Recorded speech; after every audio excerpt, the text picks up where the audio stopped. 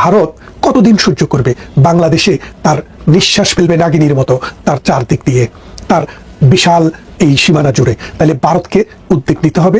সেই উদ্যোগে বাংলাদেশে যদি একটি যুদ্ধ অবস্থা তৈরি হয়, উৎপাদন ব্যাহত হবে, বৈদেশিক সম্পর্ক নষ্ট হবে, মানুষ দরিদ্র থেকে দরিদ্রতর হবে, আর এর ফলশ্রুতিতে এটা হবে সোমালিয়া, এটা হবে রুয়ান্ডা, এটা হবে আফগানিস্তান, এটা হবে লিবিয়া, সিরিয়া। এই অবস্থায় আমরা কি আলিঙ্গন করব, নাকি ডক্টর ইউনূসের মতো এই বিশ্ব বাটপারকে আমরা শিক্ষা দেব? সেই সিদ্ধান্ত আমাদেরকে নিতে হবে। আমরা বাংলাদেশ আর ভারত, এই দুটি দেশ কখনো কি শত্রু ছিল? এই দুটি দেশের মধ্যে কি কখনো যুদ্ধ হয়েছে? এই দুটি দেশ কি কখনো একটি দেশকে অন্য দেশ সাপ্রেস করার চেষ্টা করেছে? আমরা এই জিনিসটা যদি একটু দেখি, তাহলে আমরা বুঝবো ভারত বাংলাদেশ এই দুটি দেশের মধ্যে যে সম্পর্ক, এই সম্পর্ককে বিষাক্ত করে তোলার পিছনের কারণগুলো কি? এটা কি ভারতের দিক থেকে হচ্ছে নাকি বাংলাদেশের দিক থেকে হচ্ছে? এবং যদি বাংলাদেশের দিক থেকে হয়, কারা করছে? আর ভারতের দিক থেকে যদি হয়, তাহলে কারা করছে? 1971 সালে মহান মুক্তিযুদ্ধে অবধারিতভাবে ভারতের একটি অবদান আমরা কোনোভাবেই অস্বীকার করতে পারি না। বাংলাদেশ যখন পাকিস্তানের সাথে যুদ্ধে লিপ্ত হয়, বাংলাদেশ কিন্তু যুদ্ধ চায়নি, কিন্তু বাংলাদেশের উপরে যুদ্ধ চাপিয়ে দেওয়া হয়েছে। কারণ কি, আপনারা যারা ইতিহাসের ছাত্র, যাদের ইতিহাস সম্পর্কে ধারণা আছে, যারা পূর্বপুরুষের কাছ থেকেও ইতিহাস শুনেছেন, অথবা যারা জীবন দিয়ে দেখেছেন, নিজের জীবনে অভিজ্ঞতা লব্ধ, তারা দেখেছেন যে 1970 সালে যে নির্বাচনটি হয়, সেই নির্বাচনে জাতির জনক বঙ্গবন্ধু শেখ মুজিবের দল নৌকা মার্কা নিয়ে 2টি ভোটেই একক সংখ্যাগরিষ্ঠতা অর্জন করেছেন। 2টি ভোট কি? একটি হচ্ছে স্থানীয়, মানে তখন তো বাংলাদেশ একটি প্রাদেশিক সরকার ছিল, প্রাদেশিক ইউনিট, আরেকটি হলো সেন্ট্রাল ইউনিট। দুটিতেই বাংলাদেশ আওয়ামী লীগ একক সংখ্যাগরিষ্ঠতা অর্জন করেছে, এবং নিরঙ্কুশ সংখ্যাগরিষ্ঠতা যেটাকে বলা যায়। অর্থাৎ সরকার গঠন করার জন্য আওয়ামী লীগকে পাকিস্তানের কোনো খুচরা দল অথবা বাংলাদেশের কোনো খুচরা দলের উপরে নির্ভর না করেও একটি রাষ্ট্র পরিচালনার জন্য সরকার গঠন করার সক্ষমতা অর্জন করেছে। শুধু বাংলাদেশ নয়, বাংলাদেশের অংশ নয়, পাকিস্তানের পূর্ব এবং পশ্চিম দুটি অংশ শাসন করার সক্ষমতা অর্জন করে। এই সক্ষমতা অর্জন করার পর পাকিস্তানি শাসক গোষ্ঠী, যারা আমাদেরকে তাদের উপনিবেশ হিসেবে দেখত, যারা কোনোদিনও আমাদেরকে তাদের অংশ হিসেবে মনে করতো না, যারা আমাদের বাসার উপরে অ্যাগ্রেশন এনেছে, যারা আমাদেরকে চাকরিতে সমতা দিত না, এখন বলছেন কোটা, তখন কিন্তু কোটা ছিল না, কিন্তু তারপরেও 80% চাকরি, সরকারি চাকরি পাকিস্তানিরা পেত। আপনি খেয়াল করে দেখেন, মোট জনগোষ্ঠীর 56% ছিল বাংলাদেশে বসবাসকারী, আর মাত্র 44% ছিল পাকিস্তানে বসবাসকারী। অথচ নিয়ম মোতাবেক আমাদের পাওয়ার কথা ছিল বেশি চাকরি, তাদের পাওয়ার কথা ছিল কম, কিন্তু আমরা পেতাম কম, তারা পেত বেশি। এই বৈষম্য, এই নির্যাতন, এবং আপনারা দেখেন 54 সালে বাংলাদেশে যুক্তফ্রন্ট নির্বাচনে জয়লাভ করে, কিন্তু আইয়ুবেরা সেটাকে অল্প কিছুদিনের মধ্যেই ডেমোলিশ করে দেয়। তার মানে বাঙালির ক্ষমতা পেনিট্রেট করার কোনো সুযোগ ছিল না। তার বিরুদ্ধে 62-তে আন্দোলন হয়েছে, 66-তে 6 দফা আন্দোলন হয়েছে, 69-এ গণঅভ্যুত্থান হয়েছে, 70-এর নির্বাচনে ভূমিধস জয়লাভ করেছে, কিন্তু তারপরও পাকিস্তানি বাহিনী কিন্তু আমাদেরকে ক্ষমতায় বসাতে চায়নি। আর এই পেয়ারে পাকিস্তান আমাদেরই অংশ ছিল। 1947-এর আগে ভারত থেকে বেরিয়ে আসার জন্য যে আন্দোলন, যে সংগ্রাম, এটা কিন্তু এই পূর্ব পাকিস্তানের মুসলমানেরাই করেছিল, পশ্চিম পাকিস্তানের মুসলমানরা কিন্তু করেনি। অথচ দেশ যখন পাকিস্তান পেল, তখন এই পূর্ব পাকিস্তানের মানুষের উপরেই কিন্তু সামরিক জাতাকল চালানো হয়েছে। তারপর 1970-এর নির্বাচনে আমরা বিশাল জয়লাভ করেও যখন ক্ষমতায় যেতে পারছিলাম না, তখন আমাদেরকে সাপ্রেস করার জন্যই পাকিস্তান কিন্তু বাংলাদেশে এসে যুদ্ধ ঘোষণা করেছিল, বাংলাদেশে এসে যুদ্ধ শুরু করেছিল। তার মানে বাংলাদেশের মানুষ মজলুম ছিল। এই মজলুমের উপরে জালেমের যখন অত্যাচার হয়, তখন সত্যিকার মানুষের দায় হচ্ছে তার পাশে দাঁড়ানো। ভারত ঠিক তখনই এসে এই বাংলার নির্যাতিত, নিপীড়িত, অত্যাচারিত মানুষের পাশে এসে দাঁড়িয়েছে। আর আজকের বড় লম্বা লম্বা কথা বলা জামায়াতে ইসলামী, যারা আল্লাহর আইন চায়, সৎলোকের শাসন চায়, সেটা কায়েমের জন্য, যারা মজলুমের পক্ষে, জালেমের বিপক্ষে দাঁড়ানোর কথা ছিল, তারা কিন্তু মুনাফিকের মতো সেদিন জালেমের পক্ষে গিয়ে দাঁড়িয়েছিল। 4 জন মন্ত্রী নিয়ে এই পূর্ব বাংলায়, যেটা এখনকার বাংলাদেশ, সেখানে নির্যাতনের এমন কোনো জাতাকল বাকি রাখেনি জামায়াতে ইসলামী বাংলাদেশকে, যার কারণে এই ভারতীয় বাহিনী এবং বাংলাদেশের যৌথ বাহিনীর কাছে 1971 সালের 16 ডিসেম্বর নাকে খত দিয়ে পরাজয় বরণ করতে হয়েছিল।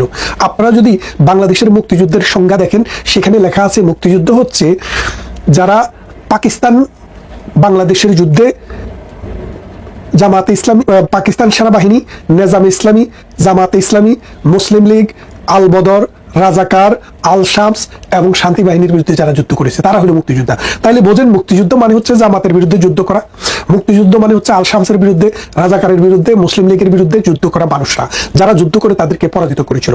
আর এই ভারত, এই যে মহাভারত, এই মহাভারত বাংলাদেশের পক্ষে বন্ধুর মতো এসে দাঁড়িয়েছিল। তারপর 1975 সালে যখন বঙ্গবন্ধুকে হত্যা করা হয়, এই ভারত কিন্তু তখনও বাংলাদেশে এসে কোনো ইনভেশনের চেষ্টা করেনি, কোনোভাবে বাংলাদেশকে অশান্তি দিয়েছে সেটা আমরা শুনিনি। তার মানেটা কি দাঁড়াচ্ছে? আপনারা যারা বলছেন যে মুজিব বাংলাদেশকে ইন্ডিয়ার হাতে তুলে দিয়েছে, সেটি যে মিথ্যা, আমরা 75 আমরা সেটি দেখেছি। 75-এর পর আবার আমরা কি দেখলাম? দেখেন, বাংলাদেশ এবং ভারতের যে এই দ্বিপাক্ষিক সম্পর্ক, বাংলাদেশের যুদ্ধের পর বঙ্গবন্ধু পাকিস্তান থেকে এসে প্রথমেই ইন্দিরা গান্ধীকে রিকোয়েস্ট করলেন তোমার সেনাবাহিনী নিয়ে যাও। ভারত কিন্তু তার সেনাবাহিনী নিয়ে গেছে। তারপরে ইন্দিরা মুজিব একটি চুক্তি হলো, এই দেশটি যেন টিকে যায়। ভারত পৃথিবীর নানা দেশকে উদ্বুদ্ধ করেছে বাংলাদেশকে যেন স্বীকৃতি দেয়, জাতিসংঘের স্বীকৃতি নিয়ে এসে বাংলাদেশ একটি পূর্ণাঙ্গ রাষ্ট্র হিসেবে দাঁড়িয়ে যায়। তারপর বাংলাদেশের 54টি নদী ভারতের অববাহিকায়, ভারত থেকে আসা। এই নদী না হলে বাংলাদেশের কৃষি বাঁচে না, এই নদী না হলে বাংলাদেশের মৎস্য থাকে না, এই নদী না হলে বাংলাদেশের যে সুজলা সুফলা ভূপ্রকৃতি সেটা বাঁচে না। সেই ভারত আমাদেরকে এই নদীর জল দিয়ে সহযোগিতা করছে। মাঝে মাঝে এর ব্যত্যয় হয়নি, আমি সেটা বলবো না, কিন্তু ভারত আমাদেরকে সবসময় এই সহযোগিতাটা দিয়ে এসছে। এই ভারতের সহযোগিতায় প্রতিদিনে বাংলাদেশ উন্নত হয়েছে, সমৃদ্ধ হয়েছে। কিন্তু বাংলাদেশে ওই পাকিস্তানের 70 ভাগ বীজ যে বাংলাদেশে ছিল, তারা কিন্তু সবসময় সত্য তোলে যে ভারত আমাদের সব নিয়ে গেল। কিন্তু ভারত কি নিল এই পর্যন্ত আমরা তার কোনো নমুনা পেলাম না। অথচ ভারত সবকিছু নেওয়ার পরও আমরা পাকিস্তানের চাইতে ভালো আছি। কিভাবে ভালো থাকি? কারণ মহাভারত আমাদের পাশে এমন একটি দেশ, যে দেশটি শুধু ছায়া দেয়, লাথি দেয় না। বাংলাদেশকে বিপদে আপদে যখনই দরকার হয়েছে ভারত কিন্তু সহযোগিতা দিয়েছে। ইন্দিরা মুজিব চুক্তিটি এই মোদি এসে কার্যকর করে গিয়েছে। তাহলে আপনি দেখেন, বাংলাদেশের যে কোনো দৈব দুর্বিপাককে, বাংলাদেশ পার্বত্য চট্টগ্রামে অশান্তি ছিল, সেটার জন্য ভারত যথেষ্ট সহযোগিতা করেছে যেন একটি শান্তি চুক্তি হয়।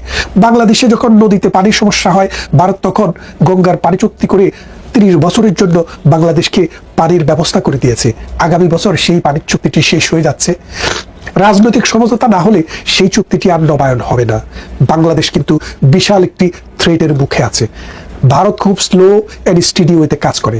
ভারত দেয়ার কিছু করবে না। আগামী বছর যদি এই চুক্তিটি না হয়, তাহলে বাংলাদেশে মরুকরণ এবং খাদ্যের স্বয়ংসম্পূর্ণতা কোথায় গিয়ে দাঁড়ায় সেটা আপনারা দেখতে পারেন। এই মৌলবাদী চক্র বাংলাদেশে যারা পাকিস্তানের যারা দালাল ছিল, কোলাবোরেটর ছিল, এবং যারা চিন্তায় এবং চেতনায় মধ্যযুগীয়, যাদের মধ্যে ইসলাম ধর্মের ন্যূনতম রেশ নেই। আমরা 71-এ দেখেছি তারা আমাদের নারীদেরকে কিভাবে ধর্ষণ করেছে, কিভাবে অত্যাচার নির্যাতন এক মুসলমান আরেক মুসলমানের উপরে করেছে। ইন্ডিয়া তার 1000 ভাগের 1 ভাগও কোনোদিন আমাদেরকে দেখায় নাই। অথচ এই মৌলবী, এই মোল্লা, এই ধর্মান্ধ, এই সাম্প্রদায়িক শক্তি সব সময় ভারত বিরোধী একটা বীজ বপন করে। প্রধানমন্ত্রী শেখ হাসিনার যে ভুলটি সবচেয়ে বড় ছিল, বাংলাদেশে অলিতে গলিতে আনাচে কানাচে মাদ্রাসা দিয়ে প্রত্যেকটা মাদ্রাসা থেকে মৌলবাদী উৎপাদন করে তার নিজের কবর রচনা করেছেন। আমরা বুদ্ধিভিত্তিক চিন্তা চেতনার মানুষেরা বহুবার বলেছি এই মাদ্রাসাকে কন্ট্রোল করতে হবে। আপনারা মেজবা কামালের একটি বক্তৃতা দেখে থাকবেন, 10 বছর আগে তিনি বলেছেন যে ঢাকা বিশ্ববিদ্যালয় একটি উচ্চতর মাদ্রাসায় পরিণত হয়েছে, এটার পরিণতি খুব ভয়াবহ হবে। সেই পরিণতি প্রধানমন্ত্রী শেখ হাসিনা দেখেছেন। তিনি কবিতার ভাষায় বলতেছেন, আপনি যদি কবিতা শুনতে ভালো না বাসেন, সমুদ্রের গর্জন শুনবেন। আমরা কবিতা শুনতে ভালোবাসি নাই, তাই আমরা সমুদ্রের গর্জন শুনেছি। এখন বাংলাদেশের কি হচ্ছে? ডক্টর ইউনূস আরেক শকুন বাংলাদেশকে দখল করলো। এখন বাংলাদেশের আছে কি একটি বন্দর, সেটি চলে গেছে আমেরিকার হাতে। আরেকটি বন্দর করছে কারা? ডেনমার্ক। 40 বছরের জন্য লিজ দেওয়া হয়েছে। সেই বন্দরটি হলে আমাদের যে বন্দরটি আছে, এই বন্দরটি কানা হয়ে যাবে। এই বন্দরটি তখন ওখানে এটাকে একটা বস্তি করে দিতে হবে, অথবা এটাকে একটা গো ডাউন করে দিতে হবে। আমাদের এই বন্দরটিও শেষ। কিছুদিন আগে আমাদের আগুন লেগেছিল এই ঢাকা এয়ারপোর্টে, আপনারা জানেন। সেই আগুন লাগার পিছনের কারণও আমরা বুঝতে পেরেছি। সেই আগুন লাগার পিছনের কারণ হচ্ছে এই এয়ারপোর্টটিকেও বিদেশিদের হাতে তুলে দেওয়ার আর একটি চক্রান্ত। এইভাবে নানানভাবে আমরা আমাদের স্বার্থকে ডক্টর ইউনূসকে ব্যবহার করে বিদেশিরা নিয়ে যাচ্ছে। বাংলাদেশের সার্বভৌমত্ব বলে এখন আর কিছু থাকবে না। এখন ভারত দেখছে পাকিস্তানিদের সাথে আমাদের যে মেলামেশা, আমাদের দর্শকদের সাথে আমাদের যে মেলামেশা, সেই মেলামেশার কারণে ভারত আনকমফোর্টেবল ফিল করছে। কারণ পাকিস্তান উৎপাদন করে জঙ্গি, পাকিস্তান উৎপাদন করে সাম্প্রদায়িক শক্তি, পাকিস্তান উৎপাদন করে মিলিটারি শক্তি, যারা বুটের আঘাতে মানুষের হৃদয়কে ছিন্ন বিচ্ছিন্ন করে। এখন তাদের সাথে যখন বাংলাদেশের প্রতিদিন দহরম মহরম চলছে, লস্করে তৈয়বা, জয়শী মোহাম্মদের মতো লোকেরা যখন বাংলাদেশে এসে রেকি করে যাচ্ছে, ভারতের দিল্লিতে যখন এখান থেকে ট্রেনিং নিয়ে আক্রমণ চালাচ্ছে, তখন ভারতকে কঠিন সিদ্ধান্ত নিতে হচ্ছে। ভারত এখন এমন সিদ্ধান্ত নিয়েছে বলে আমরা শুনেছি, প্রয়োজন হলে যে কোনো সময়ে বাংলাদেশে সার্জিক্যাল স্ট্রাইক করবে। এই সার্জিক্যাল স্ট্রাইকের মাধ্যমে মৌলবাদী স্থাপনা ধ্বংস করবে, মিলিটারি স্থাপনা ধ্বংস করবে। এর ফলে বাংলাদেশে মানে যেটুক শক্তি আছে সেটুকু নিঃশেষ হয়ে যাবে। বাংলাদেশ এই গঙ্গা পানি চুক্তিটাও শেষ হয়ে যাচ্ছে, খাদ্য উৎপাদনও কমে যাবে। আস্তে আস্তে বাংলাদেশ একটি দুর্ভিক্ষের দিকে যাবে।